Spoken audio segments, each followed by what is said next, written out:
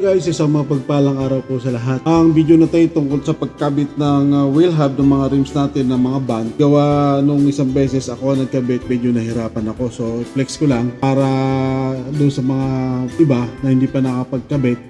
So medyo may kahirapan nung una pag hindi mo nakuha yung technique. So ang ulo ng technique dito, kailangan dalawang klase kasi ito mga sir ma'am. Bali yung isa yung may ring siya, may putol, meron namang buo. So dalawang beses kasi nabili nito doon sa van namin. So kailangan tumama lang yung slot mo doon sa pinaka ng hub. Yung mga slot siya, although mayroon din naman mga catalog, iba naman walang catalog.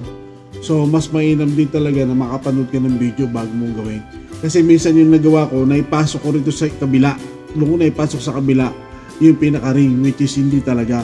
So pag naipasok din natin, napakahirap tanggalin pag hindi ka marunong. Kailangan mo gumamit ng malaking heavy duty na negative or special tools na parang kabra para lang matanggal mo. Kailangan mo sundutin yung ring bago mo matanggal.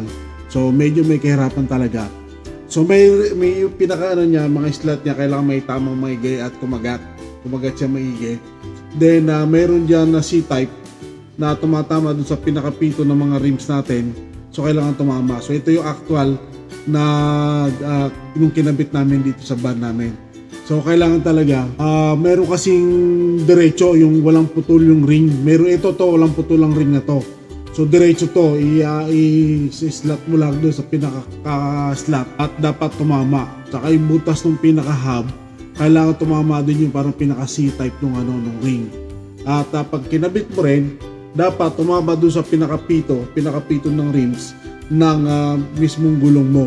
So pag hindi tumama doon, medyo may kahirapan mga kapatid. So hanggat mare, ayun yung tinuturo niya, yung parang pinaka-slot ng hub.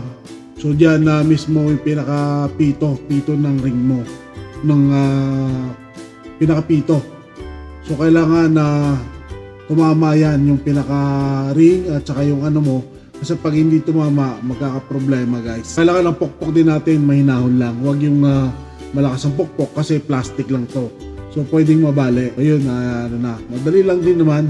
So kailangan yung pinaka-slot, itama lang na maayos. At may mga kailangan mong pag pinasok mo yung ring, kailangan mong medyo iangat-angat na kaunti para tugman-tugma at maganda position yung ring nyo. So hindi mo na kailangan gumamit ng hammer or cut yung mallet. Medyo delikado pag mallet. Dali siyang mabasag guys pag gumamit kayo ng mga mallet. Mas mainam na lang unang push mo kanan tapos sumunod yung kaliwa mo. Magkatapat ang kamay mo pagpasok mo. So pagpasok doon, nalapat na yun. So madali mo na sa ilapat. Wag mo lang pwersahin.